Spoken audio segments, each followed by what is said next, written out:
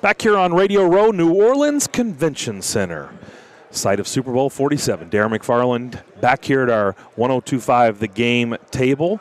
All of our coverage this week brought to you by Low T Center in Brentwood, inside Maryland Farms and Freeland Chevy Business Elite Sales. To say that our next guest is a treat for me would be an understatement, because as a kid growing up in Lexington, Kentucky, while I don't remember his playing days, I know that he was a legend at Kentucky when he played. Coach Howard Schnellenberger here at our table. Coach, how you doing? Well, I'm doing wonderful, and talking about the 47th anniversary of the first Super Bowl game takes me back to my days back at the Dolphins with the Rams out in L.A. and seeing Super Bowl I and Super Bowl II with my new bride Beverly, and one was in the Coliseum and the other one was at the Rose Bowl, and we paid a whole $10 to get in and watch the game. So I was going to say, and it probably wasn't sold out. No, not even close. 25,000 maybe. Yeah, but anyway, it wasn't a big thing at that time, and I've watched this thing grow year after year. Good fortune to have coached in two of them with Don Shula and be a part of that undefeated season. And what was that like? I mean, was the pressure unsurmountable? I mean, take us through that season. Well,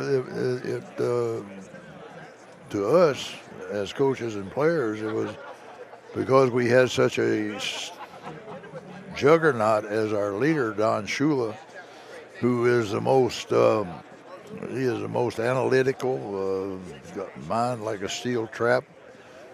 Omnipresent, disallowed us from distinguishing any one game from the other as far as importance is concerned.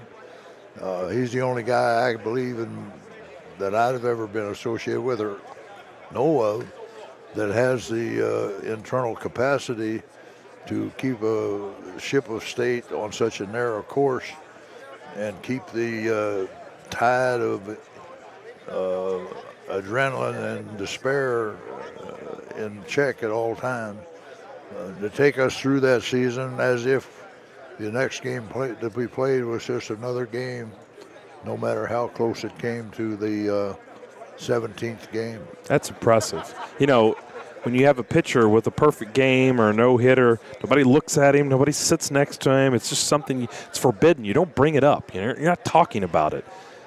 For you guys, it sounds like you were never really talking about. You were just living week to week trying to win a football game. Well, and it's much different to have one guy that's about to do something special than it is to have 50 guys that are each individually absolutely needed to make that elusive dream become a reality.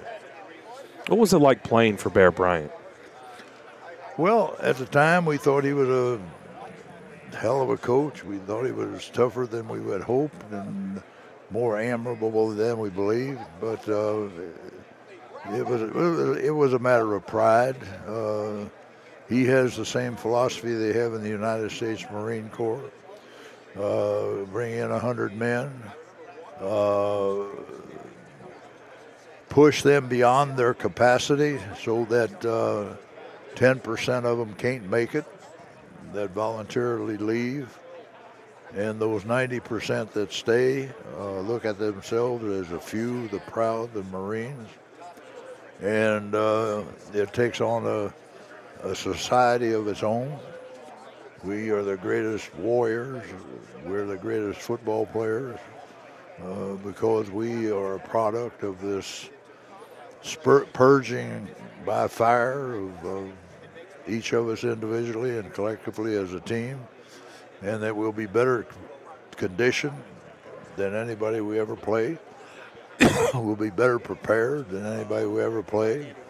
And all we have to do is go out and execute, because in the fourth quarter, we will not succumb, they will. So it becomes a matter of personal pride and team above self kind of a thing. Because I didn't grow up in that era, I've only heard the stories. And I've always wondered, were they true? I mean, did he really leave Lexington because they gave the basketball coach, of course, Adolph Rupp, the car and he received the watch. I mean, how much of that is true and how much of that is probably just a big fish story over the years? Well, it's not a truism, that's for sure. Bryant did not leave because of the disparity, the difference in the gifts for success. He left because of two things. The first one happened in my sophomore year when we went 7-3 with an opportunity to go to the Gator Bowl.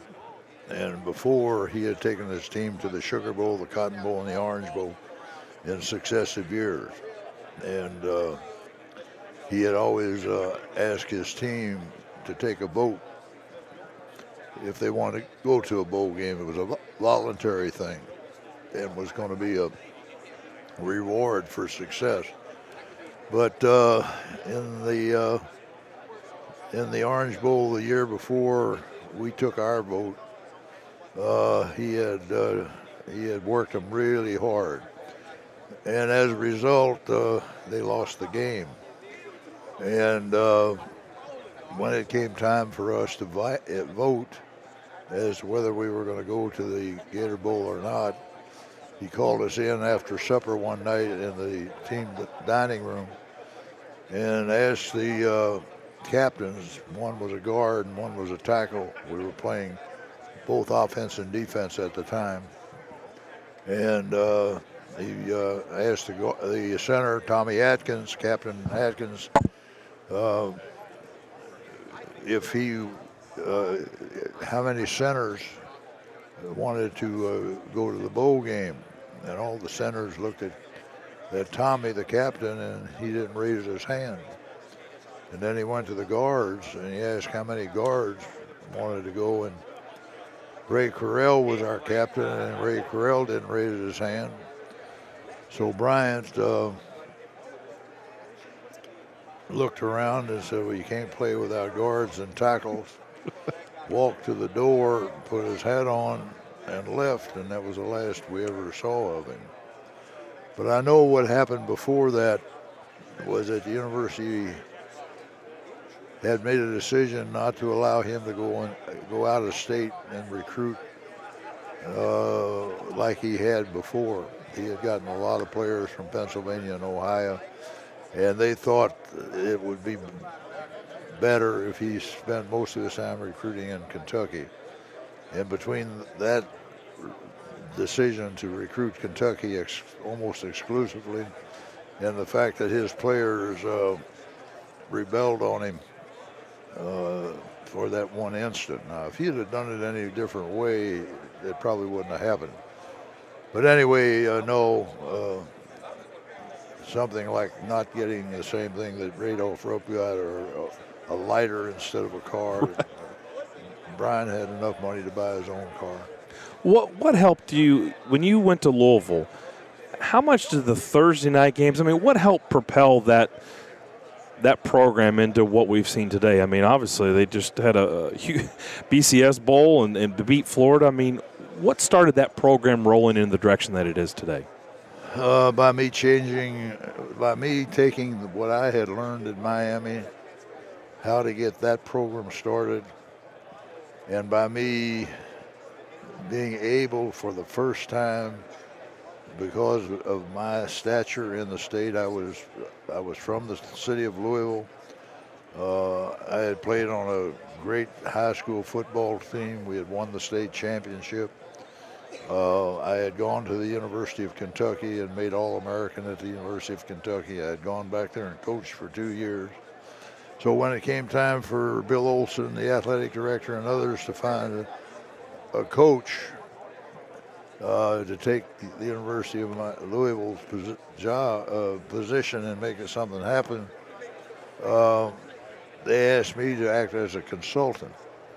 And that suited me fine because that gave me an opportunity to tell them what would be the things to hire a coach who had just won the national championship at Miami, almost like an impossible task, what he would need for him to take the job.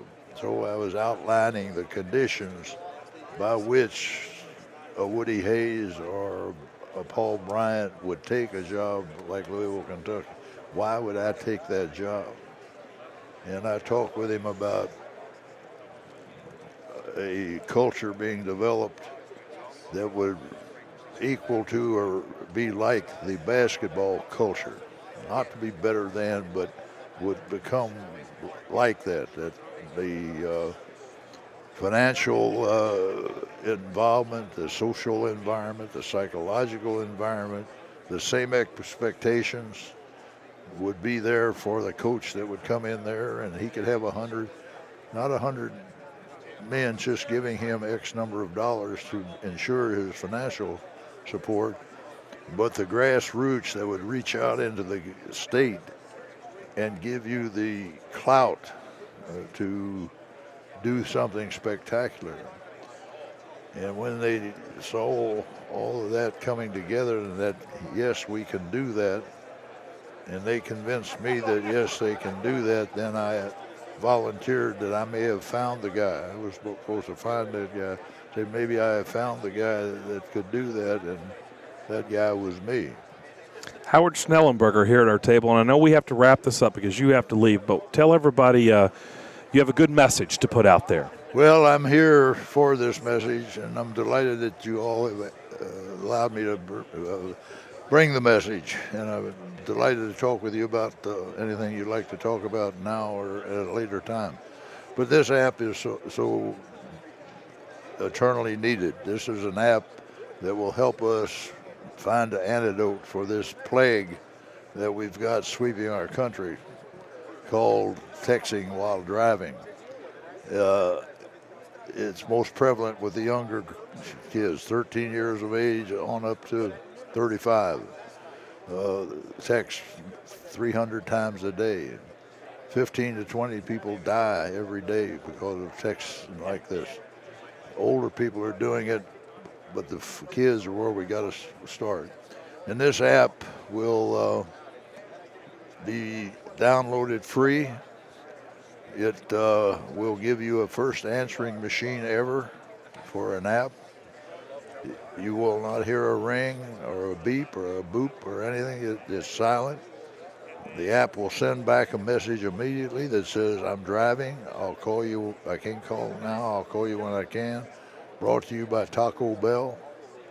And that thing sent by Taco Bell is the key, because it then allows us to give the app free, and it gives rewards. And the only thing that will encourage these kids to not text and drive is if you reward them for being so smart, so intelligent, not to text while you're driving. So that if you text 300 times, you have 300 text messages come in, you get 300 points, 1 point per message. You take that, take your phone to the Taco Bell, order a burrito for 25 points, Coca-Cola for another 25 points, and you're rewarded for downloading this app. For more details, go to freesafetext.com. Good message from Coach Howard Schnellenberger. Thank you so much for stopping by. My pleasure. Thank you very much, and come see us. All right. Love going down memory lane with Howard Schnellenberger. We'll take a break, and we'll be back.